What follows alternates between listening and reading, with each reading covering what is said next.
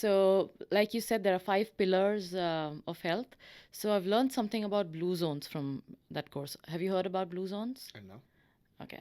So, this is very interesting. I had no idea, this exists. So, there are like 5 regions in the world.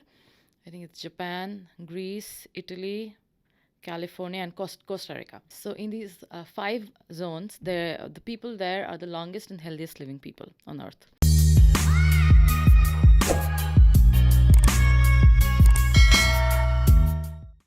Hello, everyone. Welcome to the Lalwani Lounge. Today we have with us Mrs. Bharat Georgia Mohana Mitra. Hey, Mohana. How's it going? Hi, AJ. I'm good. How are Did I you? say your title right? Yes. Okay. Mrs. Bharat Georgia, 2021. 2021. Yeah, forgot 2021. But hey, how are you? I'm good. How about you? You recently came back from India. How was that trip? Amazing. India's always great. Didn't want to come back. Of course, of course. So, what'd you do there? I had lots of fun.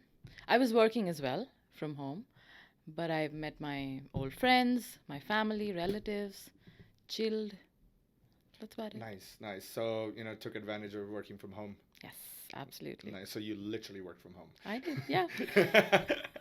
From another part of the world Nice, altogether. nice. So, yeah, I was talking to a couple of my friends about certain fitness related stuff, and it reminded me of you and some of the things that we had spoken about a while back, and also the fact that I want to understand your journey to becoming a pageant winner.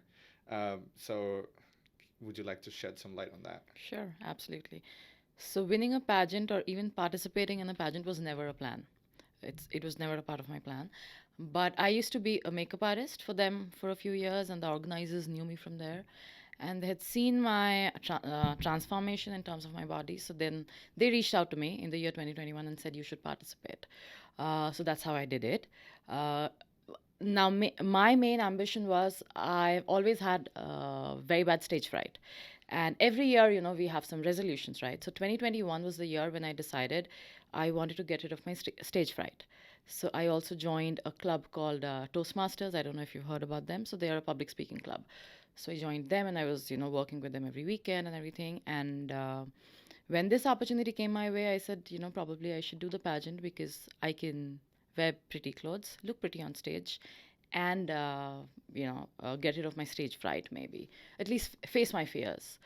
And then I won the pageant. So that's about it. I worked hard for it. I had to do a lot of things, and then yeah, that's how it happened. Nice, congratulations. Thank you. So you said that they asked you to do this because they saw your body transformation. What kind of body transformation are we talking about? Um, so it's a pretty long story. We got I time here. All right, perfect. So I gave birth in 2015, and then of course I had gained a lot of weight, and I started having weird back pains and everything. I went to orthopedics and did physical therapy, went to chiropractors and everything, but it didn't really help. So I wanted to lose the weight.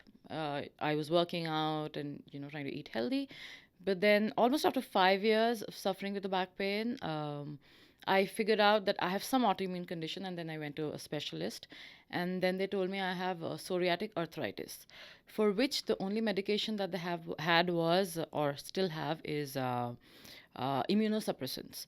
So I was probably 35 then, and I didn't want to take it for all my life. So I realized that I have to do some lifestyle changes just to be fit. I didn't want to lose weight or any of that sort. I just wanted to get rid of my back pain and live a normal life. So I went to functional doctor. I don't know if you know what they do. So for them, every disease starts from your gut. Okay, so they did a lot of tests on me. They figured out I have a microbiome imbalance, and I had to do a lot of lifestyle changes and dietary changes and restrictions in my life. So once I started doing those, and that's when I started losing weight as well. My back pain went away in a year, and I actually started seeing results in 3 months. But after a year, I completely forgot about my back pain, and automatically I lost a lot of weight. I was working out as well. I started with low impact workouts, and I think that's how my weight loss journey and body transformation journey was. This was just a side effect of me wanting to get healthier and getting rid of my back pain and arthritis. Yeah, that should always be the goal. The primary goal should always be fitness, Absolutely. and not like trying to fit into a dress or Mm-hmm. trying to conform to whatever modern beauty standards are in terms of body. I also had like a very similar fitness journey. Back in 2016, I had just broken up, and I was like in not in the right headspace, Mm-hmm. and I was trying to find ways to cope with what I was going through at that time, Uh-huh. and I did not want to just rely on drowning myself in alcohol, like finding the answers to in the bottom of a bottle, or I did not want to do anything like rebounds and stuff like that. So what I decided is like I'm gonna find a way in which I benefit myself rather than go down a dark path Right. or have a downward spiral. So I started reading all these books, researching, and I figured out that for a good mental balance, there are 5 pillars to life, Mm-hmm. right? And like there's like notes on this right from the Egyptians to like so many different cultures, where you have sleep, hydration, nutrition, exercise, and community. Absolutely. And I was like, the the sleep, hydration, and nutrition is something that I can control. What I need to add is more exercise, and build a better community. There's this very old saying: the way to mental health, or peace, is like peace within and harmony around. Mm-hmm. And I started my journey towards all of these all at the same time, because that's the kind of person I am. I like to keep my fingers in different cookie jars at the same time. Perfect. And then during this journey, I also wanted to get six pack abs and all of that. So I was one of those, like I was like, if I'm gonna go in this direction, I want to go all the way. I went from skinny fat to a very lean, muscular body. um, I think it took me about a year to see results, because there were a lot of things that I had to change. Like, it was not just about working out Uh-huh. or anything; it was an entire lifestyle change. Right. I started using standing desks, everything from like standing desks to eating right, eating at the right times, making sure I wake up every day at the same time. I clear my bowels and everything. Everything had to be at a specific time every single day. So I wanted to create a routine, and add discipline. Right. Um, I think all of that kind of improved my life so much, that I feel that it kind of overflowed in absolutely everything I did. So I'm pretty Perfect. sure that it had similar effects on you when when you started your journey. It it boosted your self confidence, and 100%. and you could walk that ramp. Absolutely. 100%. Yeah. So Yeah. it's an interesting journey when you Mm-hmm. actually understand why you're doing what you're doing, Right. and when you're doing it for the right reasons. Mm-hmm. It has a totally different Absolutely. impact to life. And when I was talking about the lifestyle changes, what I meant was, so my doctor said I need to stop gluten, dairy, sugar. And then she also did a food sensitivity test on me. And then we found out almost everything that I've been eating, my body is sensitive to it, and then I get inflammation out of it. So I was still eating healthy, okay? I was having lots of smoothies with kale, spinach, lots of fruits in it. Then I was doing lots of chickpea salad and things like that. And we found out I was sensitive to spinach, I was sensitive to apples, bananas, chickpeas, almonds, olives. You would think these are healthy, right? I was eating them thinking I'm doing a favor to my body, but they were actually causing inflammation in my body.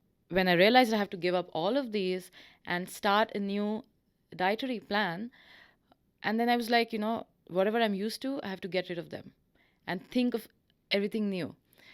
When I got used to it, then I was like, okay, if I can do this, then I think, I can do anything else. Because it is not easy to change your lifestyle and turn everything around, right?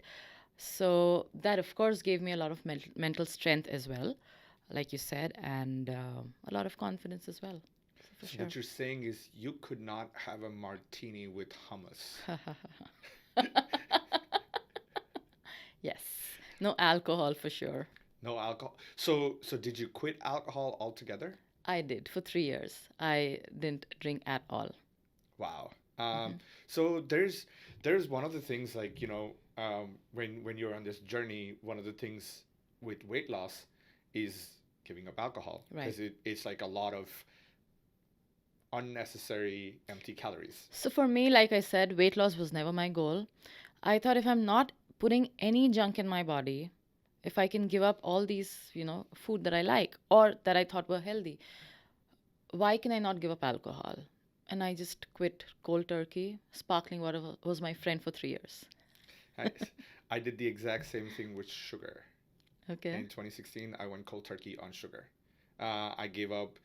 I gave up stuff like fruits too. I was like, if there is sugar in it, I am not gonna touch it. Right. Um, of course, I did not give up alcohol. I did give up alcohol for 8 to 10 months Mm-hmm. till I started seeing great results, and then I Mm-hmm. slowly started it back. Right. But sugar till date, I used to have a very bad sweet tooth. You could not keep me away from desserts. But I was like, I have to stop Right. because I have bigger goals in life. Mm-hmm. And, sometimes these sacrifices need to be made. And I Absolutely. don't think it was a sacrifice. I think it was a great decision. I did, however, supplement with the vitamins and, antioxidants and all the things that you would get from natural sources. Mm-hmm. I started supplementing them because I wanted to get rid of the addiction to sugar, right? The most addictive thing Right. I feel is Mm-hmm. sugar, Absolutely. more than alcohol or any other drug. Like Mm-hmm. sugar is the drug that is constantly around us, and we don't even realize how much it affects us. Right. So I came across these two Jeffs, Jeff Nippard and Jeff Cavalier. Okay. They're two specialists in their own field. Jeff Nippard does a lot of science-based body transformation, or um, I want to say body recomposition. Okay. Whereas Jeff Cavalier is an athletic coach that also has a degree in physiotherapy. Oh. So like the combination of these two people, like I found them on YouTube, like started their plans as well because I've been working out since after college, but never really took it seriously. Like I'm one of those people that used to go in the gym, see everybody's doing bicep curls, and I would start doing bicep curls, Mm-hmm. right? Mm-hmm. And I would look at other people in the mirror and just fake it, right? I didn't even know what I was doing. So it was important for me, just like you went to the functional doctor to understand what was affecting your body, what was hurting you, and how to avoid it hurting you, plus what to do to improve your health, Right. right? And go in the right direction. I think, me coming across them actually helped me out in ways where I actually understood the human anatomy in terms of like muscle structure and what goes where and why do we use what, and complex movements over simple movements, this and that. Perfect. Whereas the athletic coach helped me understand how to not hurt your joints, how to not strain too much, understand where failure is, what's hypertrophy, all of that, right? Right. So Right. the combination kind of helped Amazing. me understand, and I was not somebody that wanted to get buffed up, right? Mm-hmm. I don't want to, you know, um, look like I'm gonna take down a building, but I just want to look great in my suits, Right. right? So that's where the journey began, and understanding that legs are important. People usually, like especially a lot of men, work on their upper bodies Right. rather and not on their lower bodies. Mm-hmm. Um, so I wanted to make sure that I don't neglect my lower body, and that's why I always work out on my legs Monday. Never miss a Right. Monday. Yes. I remember your post from that. Yeah. So yeah, that's a like an interesting journey, Mm-hmm. and I think everybody who goes through that has a very different perspective to life, different outlook to life, and healthy should never be a task. It should be a lifestyle, Absolutely. right? So kudos to you to Thank you. finding actually what what was hurting you, All and right. then Thank you. But I also have to tell you this. So while I was doing this, like I said, I could see the difference in me in 3 months. I wanted to learn more about it, and I wanted to tell people about it, right? Because just going to a functional doctor would not help me, and I cannot tell it to people. So for me, in order to understand it deeply, so I also did a certification from IIN, in Institute of Integrative Nutrition, um, as a health coach, because I wanted to learn more about it so that I can tell people about it, right? So, like you said, there are 5 pillars of health. So, I've learned something about blue zones from that course. Have you heard about blue zones? I know. Okay. So, this is very interesting. I had no idea, this exists. So, there are like 5 regions in the world. I think it's Japan, Greece, Italy, California, and Costa Rica. So, in these 5 zones, the people there are the longest and healthiest living people on earth. And the average age of people living is 77, but these regions, people live until 100. Wow. Yeah. So what you're saying is that the average age 77. Mm-mm. So most people are dying off it, like Yes. before they even get to 77. Yeah. But these people go past Until 100? yeah, Wow. 100 is their average age. So there's this company called Blue Zone. They did the research on them. Why is that? So it's very similar to what you said. So what they do is they prioritize movement. They do not do it separately. Okay, they make it as part of their living every day. Okay, that's number one. They prioritize sleep, community. So all these places, every evening after work, they would all get together, family, friends, whatever. They get together, have dinner, have wines. They almost everybody drink every night, maybe 1 or 2 glasses of wine, but they're with friends and family, so they're happy. And they mostly eat plant-based food, and they eat until they're 80% full. Okay, so there are some principles that they live by, which is very similar to what you said. And also they do not even have stress because they're always with community, and they know every evening they would meet with them and they would chat and they would have a good time. They would not sit on couch and watch Netflix.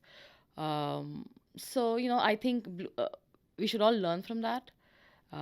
They're just living their lives, but they're healthy and happy, and they're incorporating a lot of things in their lives.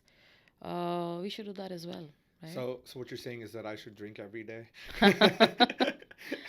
But I don't think that's what you Maybe, meant, but maybe not alone though. maybe not alone though. Yeah. Yeah. So I see where that makes sense, where because of the 5 pillars, Mm-hmm. it does make sense why they have this entire community going on. Right. But the thing that I also notice is that not everybody, at least here in the United States, believes in the fact that there should be a community. Mm-hmm.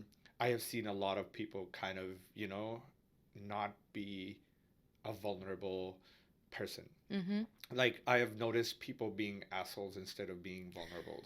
And I think that has to do a lot with them having a false sense of putting their guards up. Absolutely. Um, but it's kind of affecting them more than it's affecting other people Mm-hmm. who are already part of a community or a friend circle or something where you can actually speak your mind.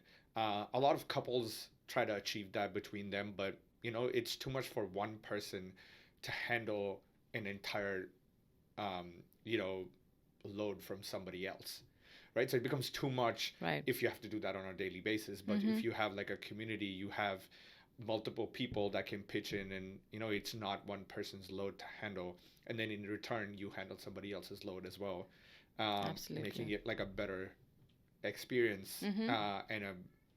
and a more bonding experience rather than uh, hey, I came back from work too, we're both stressed, Right. so let's just pull each other's hairs out till we kind of um, you know get tired, Yeah. and then just go to bed. Yeah.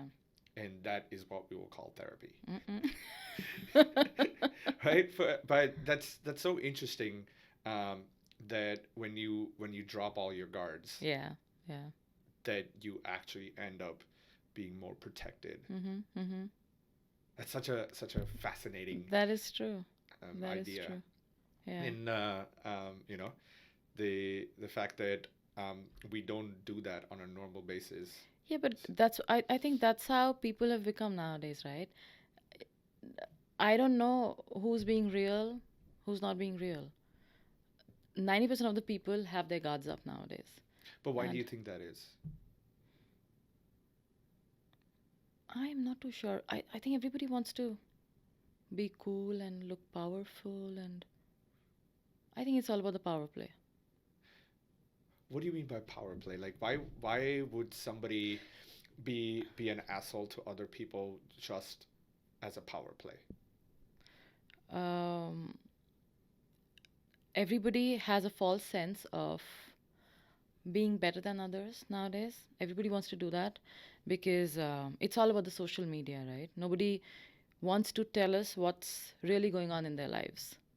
So, Do you think if somebody, like I've heard this from multiple people, but do you think if somebody restricts access to other people, like mhm, you have to try very hard to get access to this human being, mhm. that they feel that now they are in control, or they feel that that puts them higher on a social hierarchy if somebody's reaching out to them and they say no, even if they have nothing else going on, just for the heck of the, of showing that, hey, you invited, I said no, so now I am like higher than you Yeah, on a could social be, scale, could be, even could though be. like it that might not be true, Yeah, that right? could be. And in Hmm. the process, they're losing friends. Yeah, but I've not seen a lot of people like that.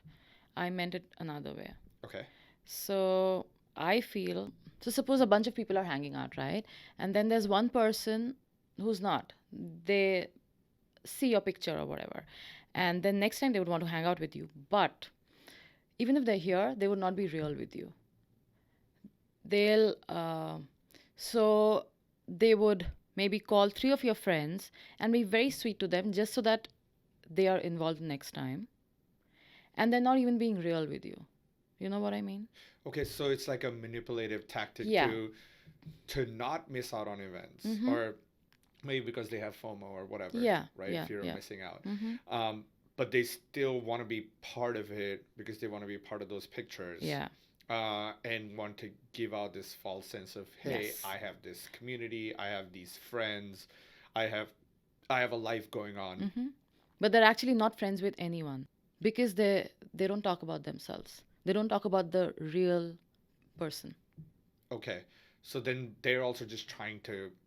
So one of my things that I hate a lot is the whole fake it till you make it, Mm-hmm. Mm-hmm. right? And in attempts, like I think it was designed to make sure that you don't lose confidence in yourself. Mm-hmm. Mm-hmm. And I think because of the combination of FOMO, fake it till you make it, hustle culture, and social media all together has given rise to so many people that basically don't even know who they are. Yeah. Like they have started believing the lie that they were telling themselves.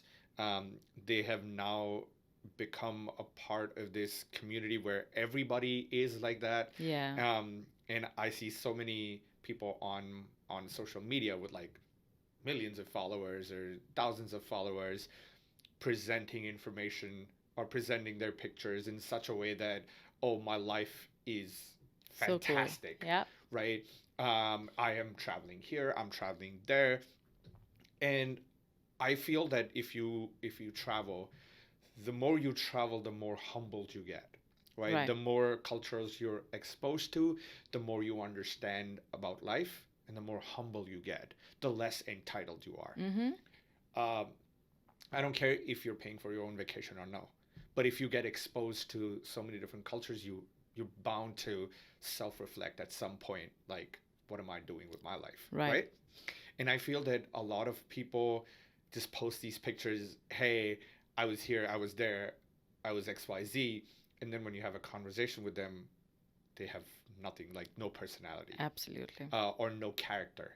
I think traveling does build a lot of character, and I think life experiences also builds a lot of character. Mm-hmm.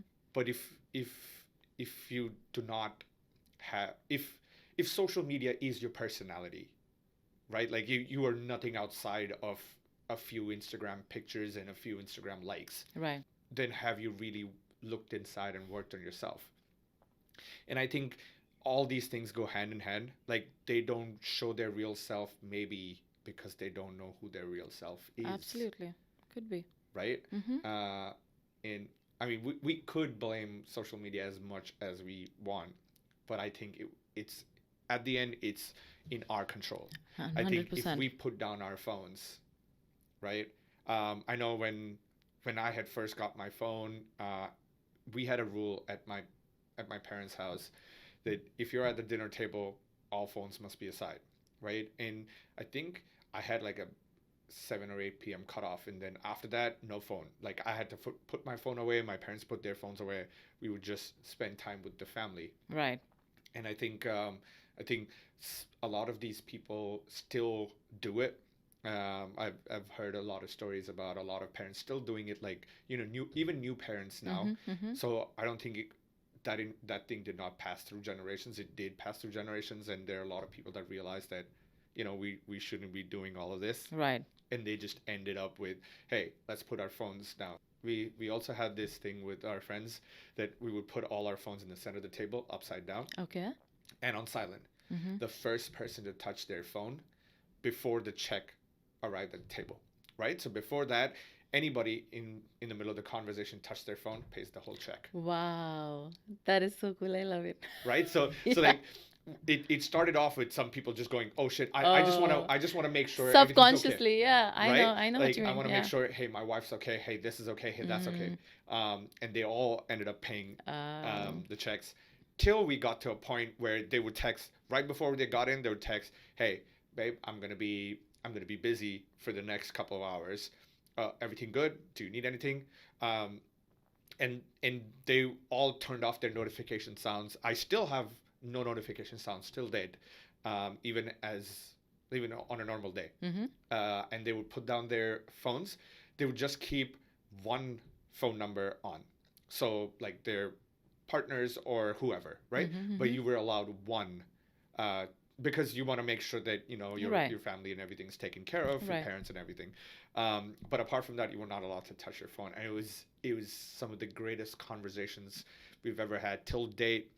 It's been over a decade, I'm sure. that we're strong friends, even though we don't live in the same country, same neighborhood. But whenever we meet, we literally restart, or we literally continue our friendship where we left it Maybe not. off. Perfect. There's like there's absolutely nothing better, I feel, when it comes to like friendships like these. Right. It I think, so if you actually take efforts towards it Yeah. and you realize where the problem is, Mm-hmm. I think we could still be a generation that could save itself. Yeah, but people have to realize where the problem is. Yeah, so which requires self-reflection, Yep. right? Absolutely. And it requires us to be vulnerable. Mm-hmm. Yeah. Such an interesting way to look at it. Yeah. How was your life growing up? My dad had a transferable job. Actually, both of my parents had transferable jobs. So we had to move from city to city. I've changed lots of schools, I've, which is why I had to make lots of friends as well. I think that's why even today I can go anywhere and quickly make friends, I guess. Um, but yeah, my parents, would always make sure that we were okay, and they would. My dad was used that. My dad still is very social. He used to be very social. We would have lots of friends, lots of get-togethers, lots of parties, and everything. But they always made sure that we were the first priority, so it was fun. And we've always been very close to our relatives and extended family and cousins. So I've had a very social life as such. So it was amazing That's while good. growing up. And my punishments, every time I would do something wrong or not get good marks, my dad would always say, "You cannot go to, for this party this weekend." Or you cannot go and play in the evenings for 1 week or something like that. So that's how I used to be punished. And but so that's how I was. I wanted to go and play with my friends all the time, or go and attend all the parties, even while growing up. So what you're saying is that you were not spanked as a kid. I was. Okay, good. And I was like, come on, No, come on. I was. We all went through Yeah, that. of Like course. like your mom's slipper Yeah. flying all the way from But across the room. that wouldn't bother me so much. My parents knew what would bother me. If I cannot go and play with my friends, or if I do not attend a party, that would bother me more than anything else. So, So it was your social circle mm-mm. that was used as leverage. Yeah, So so you've always been this social. yeah. So then why the stage fright? I don't know. I mean, I could talk to people, but when I knew I had the spotlight and there were like 50 people looking at me, I couldn't do it. Even for presentations or anything in office, I wasn't good at it at all. And now you Now I'm better. better. Yeah, Okay. yeah. Hmm. Yeah. Do you? And I think your daytime job, Hmm. apart from all of this modeling and stuff, Yeah. you work for an IT company. I do sales for them. Yes. Okay. So you're constantly interacting with Yeah, clients and stuff absolutely. on a daily basis. Hmm. What what about your presentation skills now? Now they're a lot better, but initially my boss would know that, I wouldn't want to do it. So he would just come with me and he would take care of it. But now I'm okay with it. I don't Okay. mind. So did all of this go hand in hand with your transformation, your pageant, and getting a job where you have to be customer facing, and you know, pres- I've no, I've done this job forever. Sales is the only thing that I've done. So that wasn't the big deal. But the transformation happened when I wanted to get rid of my stage fright, right? So Toastmasters actually helped me a lot with the presentation and public speaking. And the body transformation, like I said, came along with my fitness journey. right. So what I was trying to get to is so your when you went to Toastmasters for your Public public speaking, speaking, um, did that help you in your job as well in terms of your speaking with the clients part? 100%. Right? Yes. So we already know you won a pageant because of it. but Right. but about this, so it did help multiple facets of your life. Absolutely. So it's like one of those important skills that we should have. One of them being public speaking, Hmm. right? Right. And this is why you are on this podcast Yes, now. absolutely. That's good. That's good. What else do you think um, somebody would need if they are trying to go through um, a journey where they're trying to build their self-confidence, increase their self-esteem, be able to talk in social situations, and not be afraid of how people look at them, people judge them, things on those on that side of the world, where you want to talk to people, you want to get to know them. Some people also want to date, some people want to find their partners for life, but are unable to because maybe they lack some social skills. um, do, can you help us understand what would be something that people would need? The most important thing, um, what I feel is, in terms of anything, right? You need to know your purpose for anything. So for me, I joined Toastmasters because I wanted to get rid of my stage fright. I've had it forever and ever, and I wanted to get rid of it. Why? Because I thought that is holding me back in many, many ways. Um, so that why is very important, right? So you need to know the purpose and then work towards it. Um, a lot of people say, oh, I cannot lose weight, I cannot quit eating, I cannot quit drinking, or I cannot go to gym because I'm not motivated enough. That is because you don't know your purpose. You have to know why you want to do it, right? Just fitting into a dress or whatever will not really motivate you. You need to know the real purpose of it, and then you would know why you want to do it, and that would really motivate you. That's what I feel. And in terms of people judging you, looking at you, I think as long as you love yourself, you love the way you are. I think we've had this conversation before as well. Even when I wasn't small, I still loved myself. I still thought I am good looking. I didn't care what I wear. I didn't care what people are thinking about me, um, because I was just happy with myself, right? And I don't know why, but I just was happy with myself. So I think that is very important. You need to love yourself. If you think you lack something, you need to work towards it. Once you start liking yourself and loving yourself, you don't care what people are thinking about you. That is very important. So then, if I think so, I have a controversial opinion on this. Hmm. I don't think we should love ourselves too much, because I feel like if you love the way you are too much, then you stop growing. So then you stop taking efforts towards better being a better person or improving certain things in life. So if you start, so say for example, when you were not the way you look right now, Mm-hmm. and you love yourself. I'm not saying like don't love yourself. I'm just saying Mm-hmm. Mm-hmm. like if you if you do not if you love yourself so much that you don't realize things that you should be doing to improve yourself, you're basically putting a roadblock in front of yourself where you would not be able to actually achieve your potential just because you're happy where you currently are rather than working towards growing, just growing as a person, Right. right? I know what you mean. um, Yeah. it doesn't even have to do a lot with what you look like, but more so like what you feel like, what's your personal growth, what's your personal achievements and targets and all of that, Mm-hmm. right? Mm-hmm. So what do you think about that? I think you have a point, but at least for me, I love myself enough uh, to see where I lack, what do I lack in myself, and I love myself enough not to be with the back pain forever or just have medicines and be done with it. Choose the easy path. I do not do that. I know I have a lot of friends who have, thyroid issues or diabetes or whatever, right? They choose the easier path and they just take the pills. They think that's easier for them. They cannot have a lifestyle. They cannot change their lifestyle, right? But for me, I chose the difficult path because I wanted to know and heal my body. I loved myself that much. So, plus, I knew what I had to do to improve, to make myself better, if that makes sense. Yes, it does. So what you're saying is that there is a balance that is required between loving yourself Hmm. and being open to growth, Yeah, right? And not like growing because you hate yourself, but hmm, growing because you yeah, love yourself. yeah, yeah.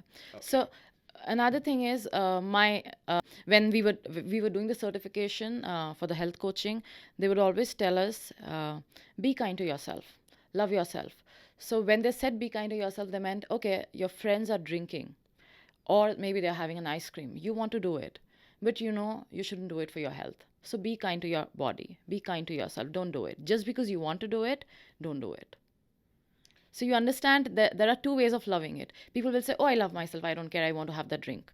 And then some people would say, oh no, I love my body, I cannot do that to my body, I cannot have that glass of alcohol. Right? So it is your choice how you love yourself. You can either be self-obsessed or you can choose to love yourself. There's a difference there. You I know what I mean? Yeah, I see where you're getting at. There is this book by Jordan Peterson. It's called 12 Rules of Life. Mm-hmm. Okay. I think the second or the third chapter in that, the title of the chapter is Love Yourself. Or actually, yeah, love yourself like you love somebody that you care for. So like we don't Perfect. really take care of ourselves like we take care of other people, right? Right. So the idea is like take care of yourself like you would take care of somebody That you love. that you love, Perfect. Yeah. Yeah. right? Makes So sense. we treat our friends or pets more than we treat ourselves, and we don't take our meds, we don't do this, but we want to make sure that everybody else has had their food and all of that stuff. Absolutely. So yeah, so I think that's what you're trying to get Yeah. at. Mm-hmm. Nice, nice. um I realize you mentioned stuff about motivation and how loving yourself should be your motivation. What are your thoughts on motivation versus discipline? You need motivation to be disciplined for sure. And like I said, if you love yourself, you will be motivated to change your life. And for any transformation, any change within yourself, you need the discipline. So, a few years ago, actually, during COVID, right, we were all working from home. That was a cultural shift for everyone. We were all used to going to work and, meeting people, and then we were all sitting at home and working. Subconsciously, I would always reach out to my phone, and I wouldn't even realize when I've been spending 20 minutes on Insta or Facebook or whatever in the middle of work. Okay, I knew I was working, and then I was like, how did I reach here?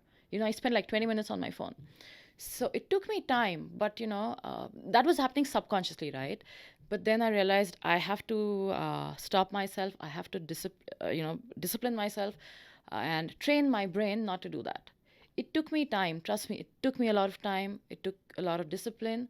But now I know when I'm on a break, that's when I still have to work on my phone because I'm texting my clients and or my team or whatever. But I know not to open Insta or not to go on Facebook or social media while I'm working. Right now, LinkedIn is my social media while I'm working. So it takes discipline for everything. So, but like I said, you have to love yourself enough to be motivated, and discipline goes hand in hand. So the way I look at it is, I think you need discipline more than you need motivation. Okay. So motivation is actually based on how you feel. Mm-hmm. So it's very feeling based, Mm-hmm. right? And I feel that um, if you use something that's feeling based, like you're not gonna feel the exact same that you're feeling every single day, Right. right? Right. So today you're motivated to do something. Tomorrow, maybe you're tired. Maybe you had a bad day and you're not motivated enough. Like for example, for me, it was making sure that I wake up on time and go to the gym, Right. right? Right.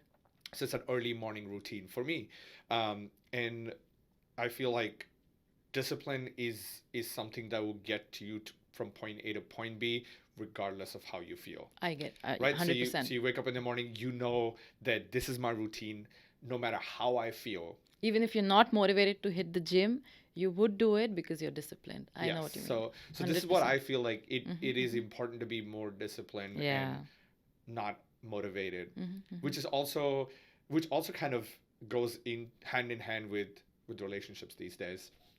I feel that a lot of people um, get into relationships because they're strongly in love, Mm-hmm. but are not compatible.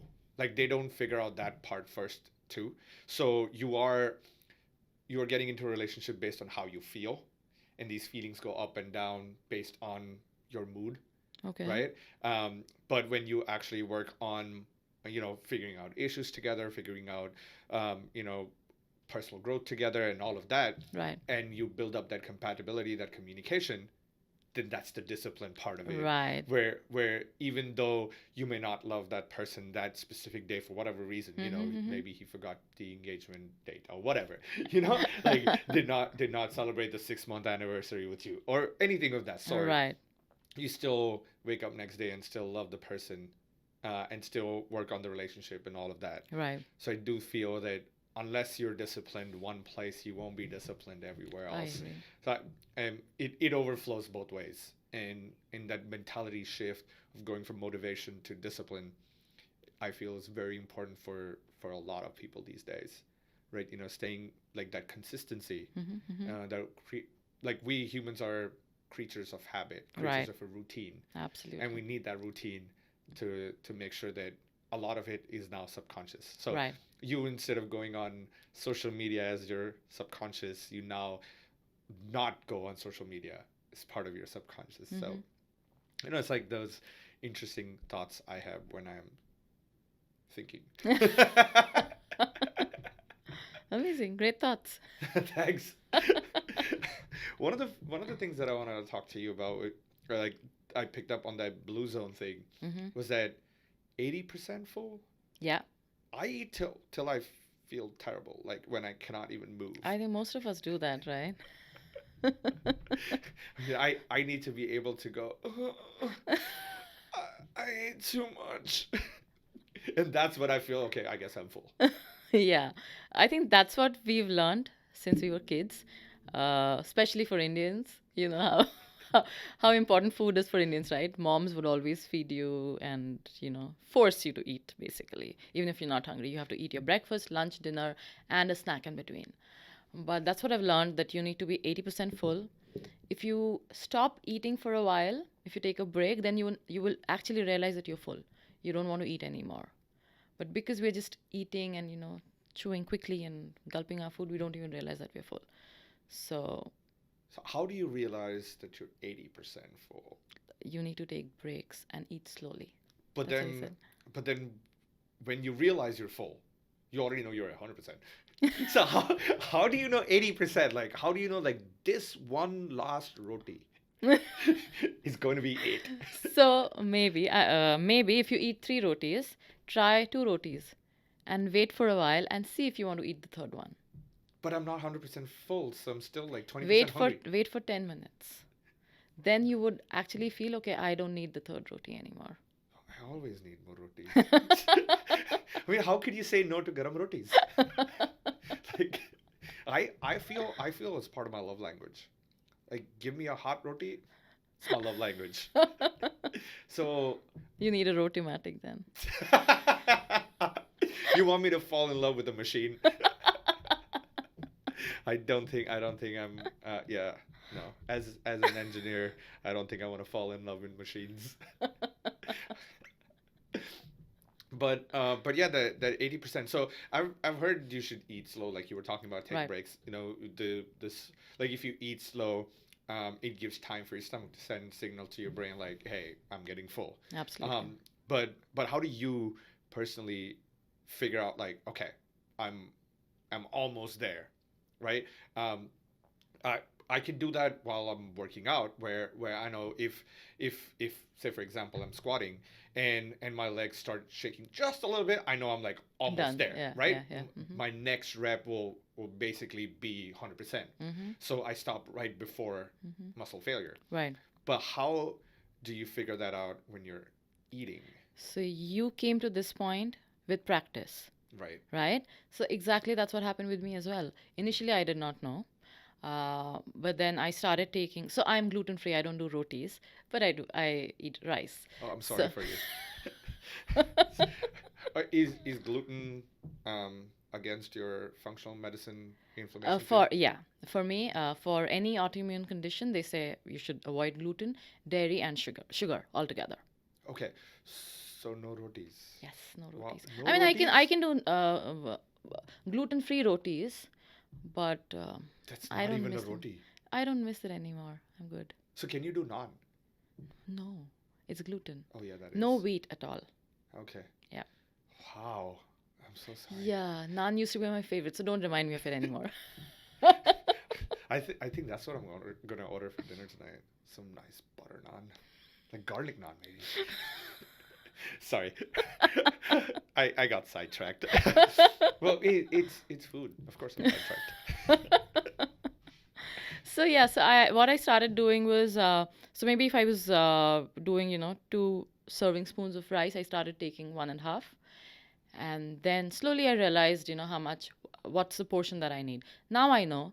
Of course, I don't practice it when I'm going to a restaurant to eat something nice, but when I'm eating at home, I know exactly how much I need to eat. Do you count your calories? Do you count your macros? I no, I count my nutrition though in terms of omega threes, vitamin D, and different vitamins and minerals. So I try to do chia seeds and hemp seeds and all of that every single day. I do that, but I don't count my calories for sure. Okay, because in the fitness community we look at how many calories we're Right. intaking because there's like a lot of strenuous activity on the other side, Mm-hmm. so we're kind of burning it Right. off, Right. so it's important for us to not lose muscle Right. in the Yeah. process of building muscle. Right. It's just it would be counterproductive. So you in no way count calories or count like, hey, um, if I intake X amount of something, then I need to reduce Y amount of something else. No, I just make sure my plate looks like a rainbow. I try to eat as many different kinds of fruits and vegetables in a day, and some amount of protein for sure. But that's about it. Okay, Yeah. interesting, Mm. interesting. Um, so it's funny how you measured food based on the bowls of rice. You're like, so this is the simplest carbohydrate that I can eat, Uh-uh. and there's a lot of starch, and that's something that I shouldn't be like shouldn't be including in my diet, but that's how I'm gonna measure Yes. how I eat everything else. Yeah, because Is that's my main carbs. I do brown rice, and I always see how much I'm eating of that, and then I know how much of vegetables and how much of salads or the protein that I need. That's about it. But I don't really count my calories, like I Okay, said. so the rice is the centerpiece of your Yes, orchestra. I'm a Bengali. Yeah, of course. I was gonna get to that. I was like, is it because you're Bengali? I Also, think so. is bong a term like that's politically correct? Yeah, Okay, yeah. okay. Hmm. But anyway, so Bengali, do you eat fish? I do. While growing up, I never liked seafood, but now I eat them because I know they're healthy. Lots of omega 3s. And not because you're Bengali. No, No. I've never liked fish while growing up. Yeah. Okay, interesting. Because I've met a lot of Bengalis that love Yeah, fish, even right? my parents and everybody in my family love fish, but every time my mom would cook fish, she had to cook something else for me because she knew I wouldn't touch it. So did you not like your mom's cooking of fish? No, I just didn't like Is, fish at is all. that like a controversial opinion now? That I just didn't like fish, period. do we need to call him ma?